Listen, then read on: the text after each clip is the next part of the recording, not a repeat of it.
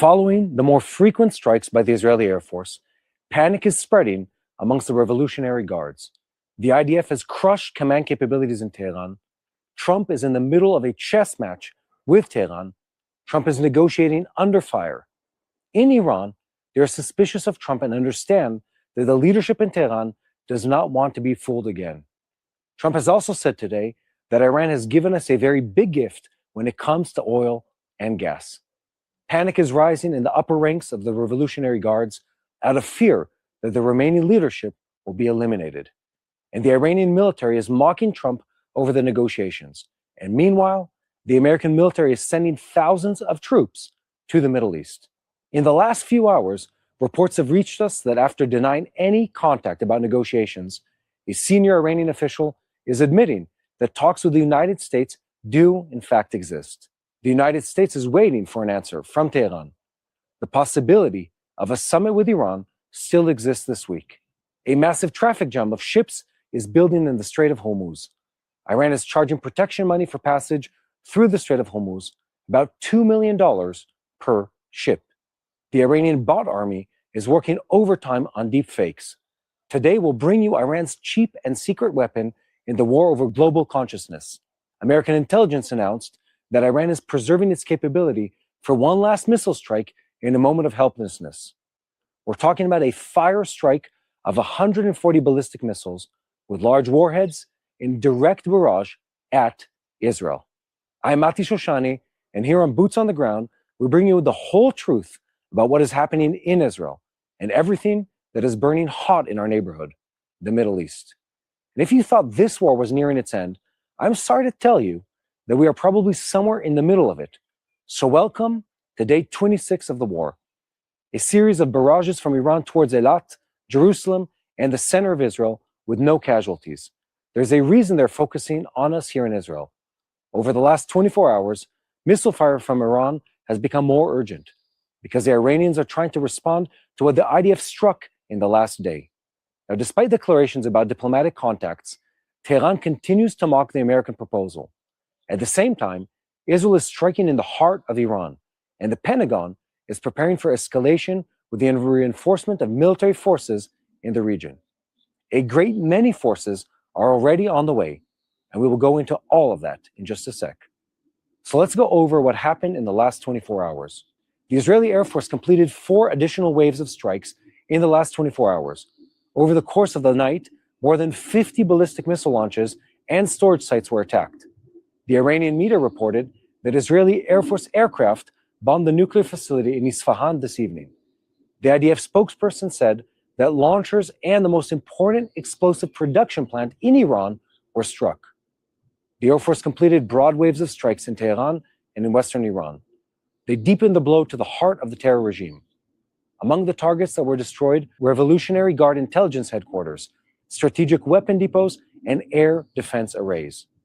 So far, the Israeli Air Force has carried out more than 600 strike sorties against the ballistic missile array of the Iranian terror regime. The Israeli Air Force's systematic strikes in Iran are causing erosion and low morale among Iran's ballistic missile forces. Israeli intelligence is identifying fear and absenteeism in the strategic units of the terror regime in Iran. In addition to all of this, Israel struck a Russian-Iranian weapons smuggling route in the Caspian Sea. This is a central route for the transfer of weapons between Russia and Iran. It was the first Israeli strike ever in this arena. In the last 24 hours, the United States eliminated dozens of terrorists in an airstrike in Iraq, a strike against the pro-Iranian Shiite militias. It was a precise airstrike on the organization's headquarters in western Iraq against the commander of the Al-Anbar sector, who was eliminated together with 14 of his subordinates during an operational command meeting. The Iranian leadership is in a state of extreme paranoia out of fear that the negotiations proposal from the Trump administration are nothing more than an intelligence trick designed to expose the bunker locations of the remaining senior regime officials. In Tehran, they fear that opening a communication channel with the White House will lead to a final decapitation strike against the Revolutionary Guards, while the extension of the ultimatum is being seen as a move designed to lull the field to sleep ahead of a wide-scale attack. After 2 previous rounds of negotiations, with the United States ended in attacks that caught the Iranians by surprise, senior officials in the Islamic Republic expressed their concern to the mediators. At the White House, on the other hand, they claimed that the buildup of forces is meant to emphasize the military pressure. Trump's one hand is open to a deal, but the other is closed in a fist, waiting to hit you. The Pentagon ordered the deployment of thousands of troops from the 82nd Airborne Division to the Middle East, while President Trump refused to rule out the deployment of forces on Iranian soil. Tensions in the Middle East are at their peak with the arrival of warships and marine forces in the region, while Tehran's strategic assets are in the crosshairs.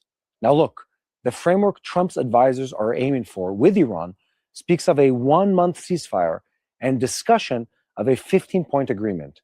The United States is demanding the dismantling of the nuclear capabilities that have already accumulated and a commitment never to pursue nuclear weapons and more. We'll soon bring you the full picture. Iran is demanding that J.D. Vance lead the American delegation and is refusing Jared Kushner and Steve Witkoff. The Iranians claim that they stabbed them in the back previously. I'd comment and say that maybe they were just too effective in their mind. Trump also declared that the regime in Iran has changed and added, "We now have a new group of leaders in Iran, so let's see how they perform."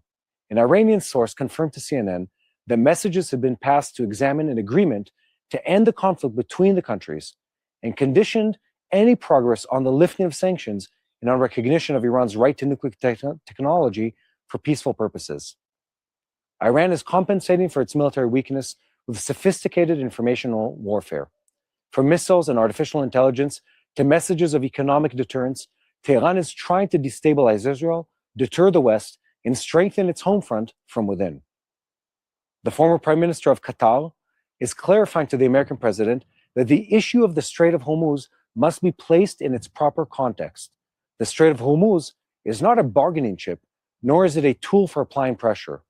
And on Israel's northern front against Hezbollah, Israeli intelligence is warning that Hezbollah is looking for a creative way to kidnap IDF soldiers. Is Tehran on its way to abandon Hezbollah? Will Naim Qassem unleash the attack dogs of the Radwan force in one last move against Israel? By the way, guys, I don't know if you can hear this. There's a substantial amount of booms coming from above, from the intercepts of the Iron Dome and Arrow systems overhead. The report from the US President Donald Trump the day before yesterday about talks between the United States and Iran has scrambled all the cards in the Middle East. In Israel, they identify growing pressure within Hezbollah. At the same time as increasing its launches towards Israel, home front, the Shiite terror organization is preparing for the expansion of Israel's ground maneuver in southern Lebanon and is plotting to use kidnapped soldiers as a bargaining tool against Israel and as a means of strengthening support for the organization within Lebanon. Well, wow, there's a lot ahead of us, so let's dive into the details. I'm Mati Shoshani, and Yair Pinto is usually with me, is on a much-needed vacation today.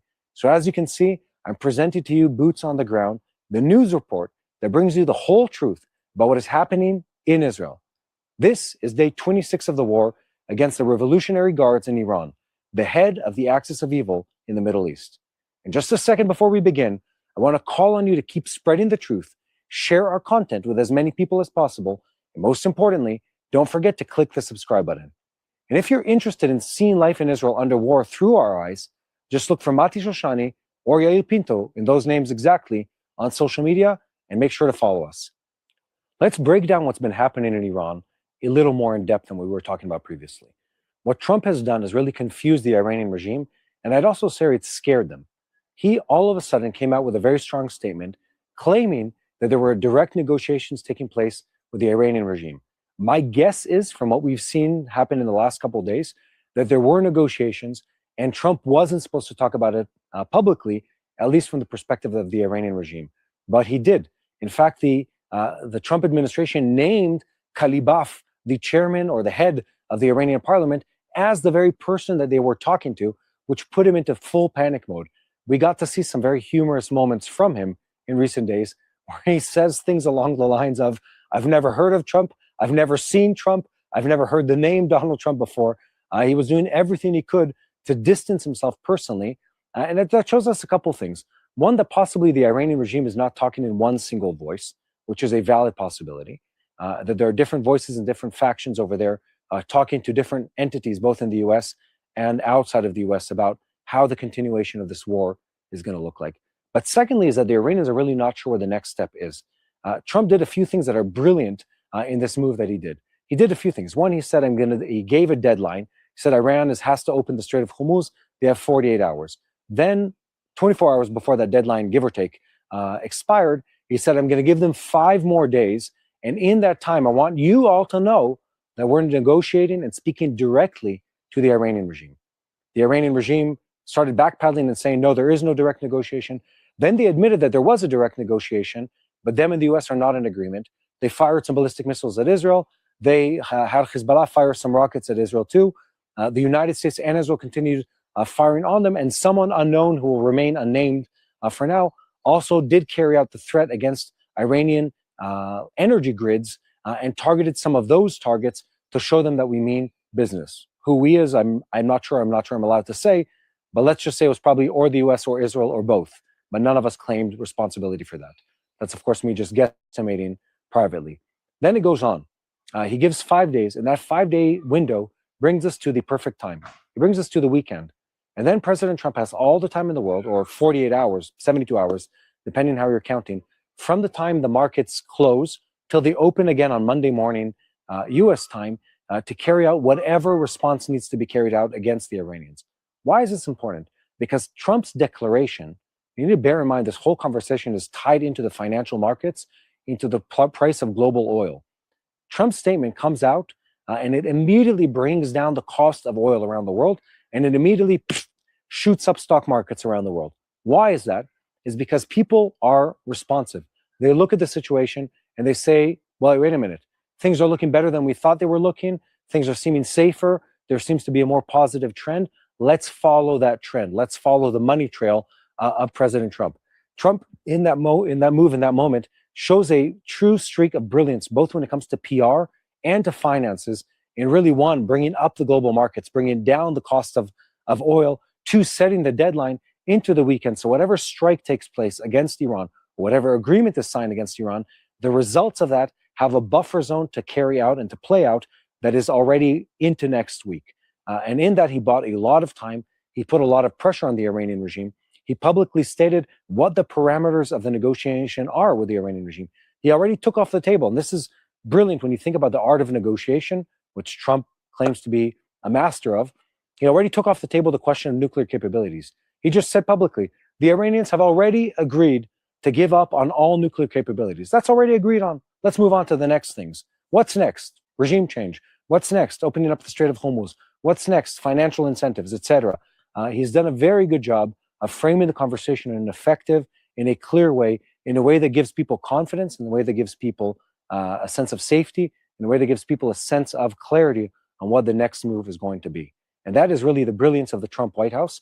One interesting note to really track with is the Iranian request for the negotiation to be not with Witkoff and not with Kushner. And I can only imagine that the only reason they're asking for that is how effective and how brutal those two were in the negotiation room.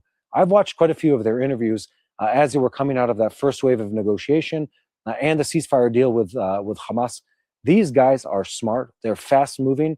They're brilliant in the way they negotiate, in the way they bring the different parties to the table and squeeze what they need to squeeze and incentivize where they need to incentivize.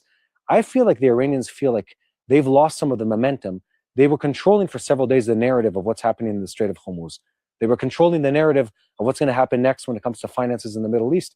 And then all of a sudden, Trump says, no, we're done with this phase. We're going into the substantial negotiation. We're going into the substantial agreement part of this war. And that really threw the Iranians off. Threw them off in a sense where I think they were playing catch up on their internal decision of where they're going to go and what they're going to do. Secondly, it also exposed, I think, some daylight between the different leaders in the Iranian regime of what they actually want to do, where they really want to go. And three, it bought Trump time, and it bought the global economy and the global finance system time to, one, bring down the cost of oil, to give some breathing room to the economies of the world, and to regroup before the next session hits us. And it's very interesting. It's very effective. It shows us the brilliance and the efficacy of the Trump White House and how fast they're willing to move when the time requires it, when the need is high. And that's exactly the time that we're living in right now. Keep spreading the truth, share the content, And once again, look for me, Mati Shoshani, and Yair Pinto on social media to see life in Israel under war through our eyes. Now here's our shout out for today. Meir Panim's branch in Dimona was hit just yesterday when we were in southern Israel. After a direct missile strike in the area, the building suffered severe structural damage and is now completely unsafe to use. What was once a place of warmth, of dignity, and daily meals is now filled with broken glass, with debris and instability. More than 470 residents were displaced in this attack, and thousands of homes were affected. And right in the middle of it, Meir Panim, which means God shines his face, or the shining of God's face, a lifeline for so many, was deeply impacted.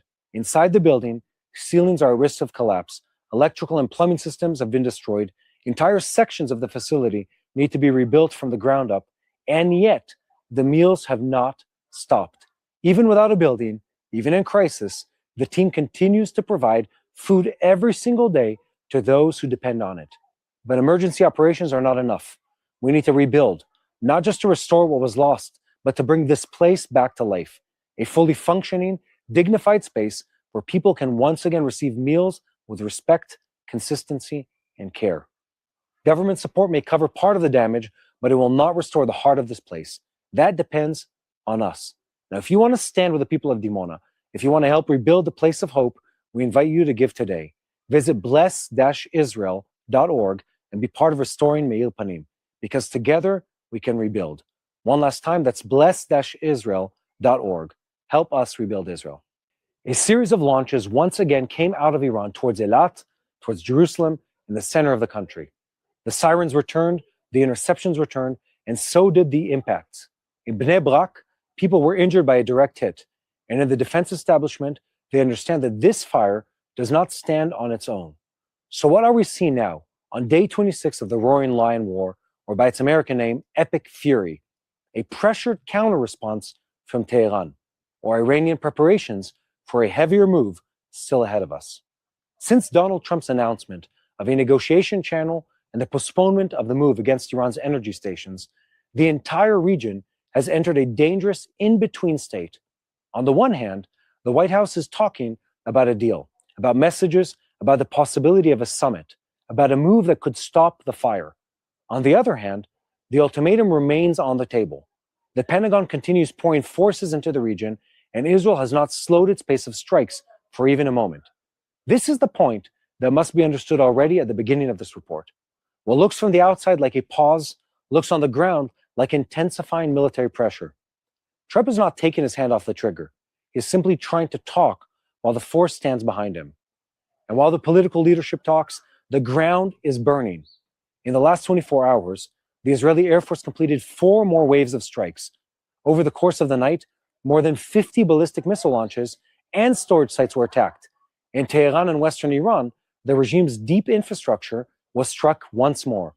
Among the targets that went up in flames, Revolutionary Guard intelligence headquarters, strategic weapon depots, air defense arrays, and sites used by the missile system. The operational logic here is very clear. Israel is not settling for a pinpoint strike on a single launcher. It is trying to create systematic collapse, to hit the one who decides, the one who stores, the one who defends, and the one who carries out the orders. Inside Tehran itself, one of the heavier blows of recent days was recorded. The IDF struck Central Command, the regime's security and intelligence mechanisms, including 2 central headquarters of the Revolutionary Guard's intelligence organization and the Iranian Ministry of Intelligence.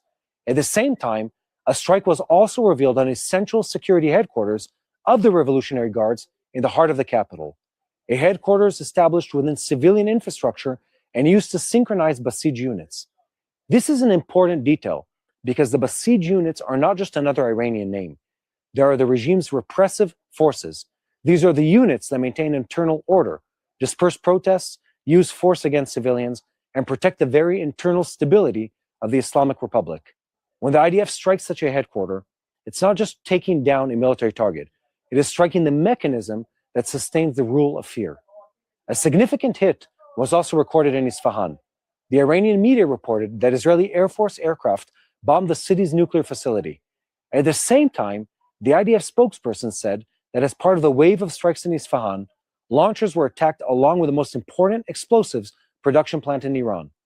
This is a plant where explosives were developed and produced for a wide range of weapons. That site had already been struck in the past, and in recent months, restoration activity had been identified there. Therefore, striking it now is especially important. It not only damages production, but it also cuts off an Iranian attempt to restore capability under fire. According to the reports, on that same day, more than 120 munitions were dropped on dozens of targets, including ballistic missile launch sites, weapon production sites, and the regime's defense system. And when all of this is connected to the broader picture, a very heavy figure emerges. The Israeli Air Force has already carried out more than 600 strike sorties against the ballistic missile system of the Iranian terror regime. This is no longer the start of a first blow. This is a systematic, deep, and ongoing campaign aimed at crushing Iran's ability to respond. In the defense establishment, they are now identifying a cumulative effect. Military intelligence is speaking about fear, about absenteeism, and erosion inside the Revolutionary Guard's strategic units. Soldiers are afraid to arrive at launch sites. Operatives refuse to report. Morale is low, control is partially lost, and on the Iranian side, there's a growing understanding that every movement, every communication, and every launcher that comes above ground can turn into a target. That also explains why the pace of launches from Iran is changing. On the first day of the war, they were talking about close to 90 missiles in a day. Now the numbers are far lower. In the defense establishment, they speak of an average of about 10 a day, sometimes less, sometimes an attempt to concentrate a broader effort once every few days. The reason is not necessarily lack of will. The reason is deep operational disruption. The Air Force is hunting launchers in real time. Metro strike waves are running 8 and 9 times a day towards storage sites and launch fields. In some cases, launchers that were loaded and ready to fire at Israel were destroyed. In other cases, bombs locked missiles deep underground and created traffic jam inside the storage tunnels.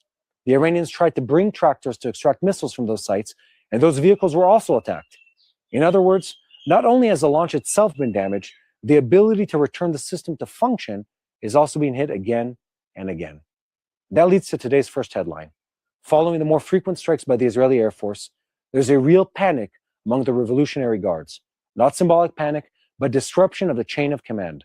Those in the defense establishment looking at this say it simply.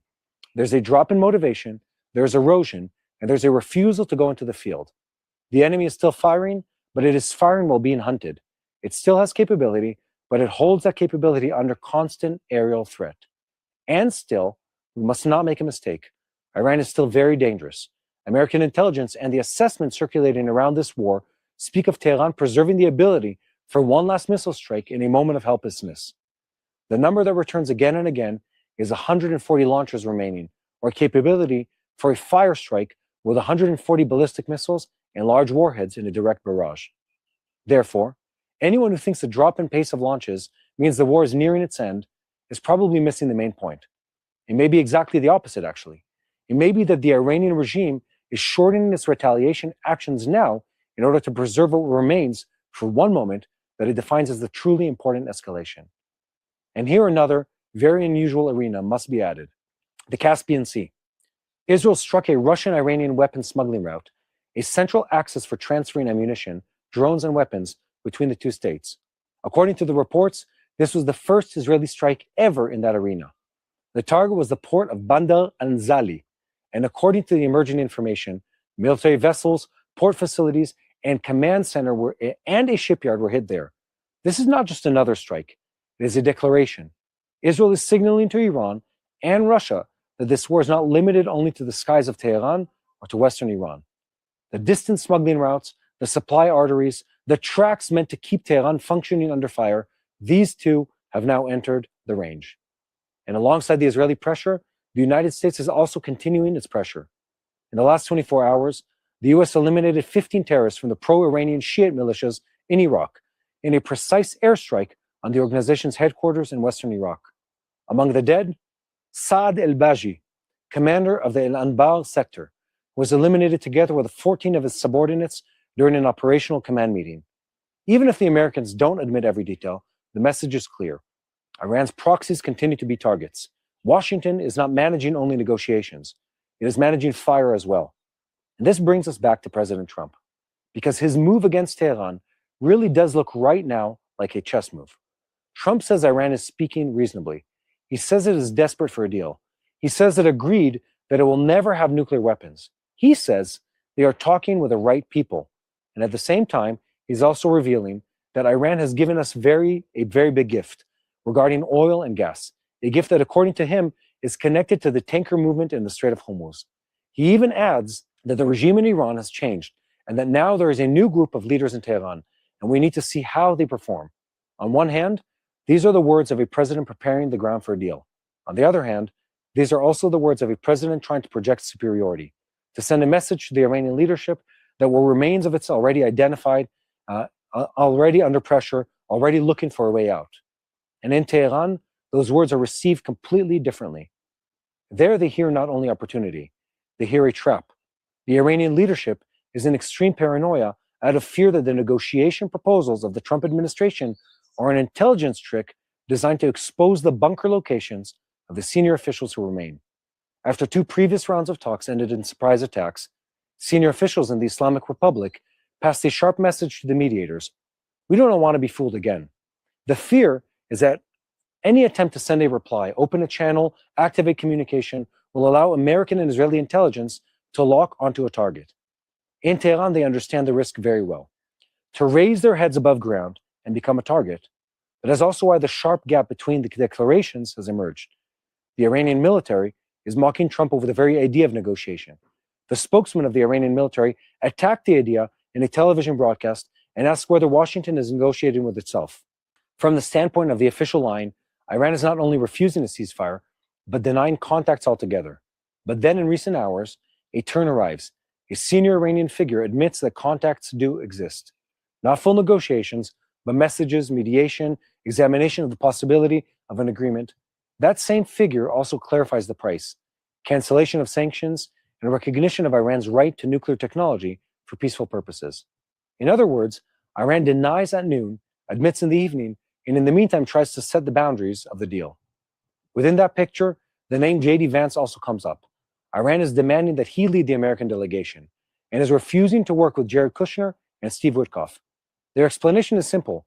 They claim Kushner and Witkoff stabbed them in the back. Vance is seen by them as less of a hawk, less identified with previous strike moves, and as a figure they can sit across from. At the same time, Pakistan is trying to mediate, and the possibility of a summit in Islamabad already this week is rising. Pakistan's army chief, Asim Munir, is in direct contact with Trump, and the Pakistani capital is now marked by Tehran as a preferred arena. But even if there is a summit, no one is truly sure there's an agreement around the corner. In Israel and in the Gulf states, they cast doubt on the possibility of a quick deal. There are those who say openly that the sides are still very far apart, not only on nuclear issues, also on missiles, also on proxies, also on freedom of navigation, and also on the biggest question, whether Trump wants a full solution or only a quick political achievement that will lower energy prices and let him declare victory. That brings us to the 15 points. This is the mechanism Trump's advisors are talking about: a month of ceasefire, and during it, discussion of a broad agreement. According to the emerging picture, Washington will demand dismantling of the nuclear capabilities already accumulated, a commitment that there will be no nuclear weapon, taking Natanz, Isfahan, and Fordow out of use, handing enriched material to the IAEA, stopping funding for proxies, and keeping the Strait of Hormuz open once more. On the missile issue, limitations on numbers and ranges will be required. In return, Iran will receive relief from sanctions, development of civilian nuclear projects in Bushehr, and perhaps also removal of the snapback threat. On paper, this sounds very broad, but on the ground, meanwhile, aircraft are still in the air, American soldiers are still on the way, and missiles are still being fired. That's exactly the place where Hormuz turns from a shipping lane into a central strategic axis. The reports point to a heavy shipping traffic jam in the strait and to the fact that Iran is charging payment up to $2 million per ship for passage close to its shoreline.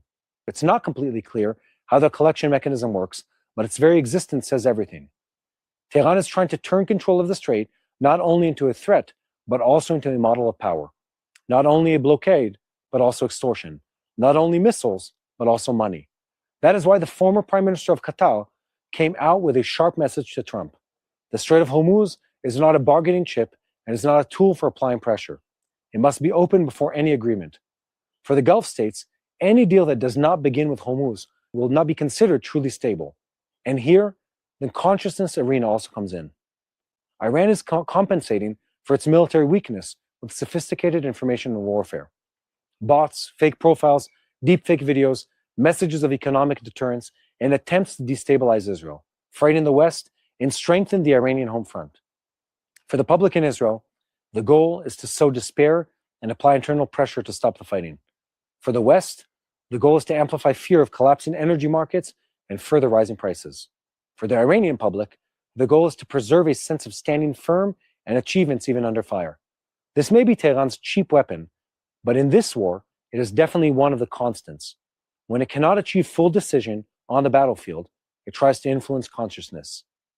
And while all of this is happening against Iran, the North continues to simmer. Israeli intelligence warns that Hezbollah is looking for a creative way to kidnap IDF soldiers. According to the assessments, the organization wants to create bargaining chips, both against Israel and within Lebanon, especially as pressure on it increases. It is preparing for the possibility of expanding the Israeli ground maneuver in southern Lebanon, and understands that if Iran goes towards an arrangement, it may find itself left alone. Therefore, in Israel, they are also identifying growing pressure on Naim Qassem, the head of Hezbollah. The question now hovering is whether the Radwan force will be sent on one final desperate move to change reality before Tehran chooses a different course of action. Inside Lebanon, too, there are signs of movement. The organization and the pro-Shiite axis have suffered a blow to their standing, and moves against the Iranian presence in the state are expanding. In Israel, they hope that this fracture will deepen. From Hezbollah's perspective, kidnapping soldiers could be a move that entangles Israel, strengthens support for the organization, and improves its bargaining position. From Israel's perspective, this is yet another reason to understand that the Lebanese campaign is not calming down. It is simply changing form. So that is the situation on the day 26 of this war. Israel continues to deepen the strikes in the heart of Iran, hitting headquarters, production, storage, intelligence, and the chain of launch. Iran continues to fire at Israel, at a more broken, more pressured pace, under continuous pursuit. The United States continues to talk about a deal, but also to pour in forces, eliminate proxies, and keep a direct threat over energy stations and Karg Island. In Tehran, they fear the negotiations are a trap. In Washington, they say the negotiations are the first and the same move. In the Gulf, they demand that Hormuz not be treated as a bargaining chip. And Hezbollah in the north understands that if it does not create a card for itself quickly, it may be left without a backer. Is this war approaching its end, or is it simply now entering the stage in which every side is trying to preserve what it has left for the moment of decision? I'm Ati Shoshani. Look for me and Yair Pinto on social media to see this war without filters, straight through our eyes. Give us a like, and don't forget to click the subscribe button so that you stay tuned to the truth in real time and never miss boots on the ground. And guys, one last thing. I want to remind you all to pray for Israel. Pray for our people, pray for our soldiers in the front lines, both men and women in Israeli uniform and the U.S. armed forces in this region. Pray for the supernatural protection of the country of Israel, its forces, its interceptors, and all the men and women working day and night to preserve this country. And of course, pray for the peace of Iran, the Iranian people, not the Ayatollah regime, that they would have a regime, they would have a government better and different than that evil Ayatollah regime. And if you're not praying on a regular basis, now is the time to pick up prayer as a habit you do every day. Pray for Israel, pray for its people, and pray for God to prevail in this region, as he always has before. God bless you all, and I'll see you next time.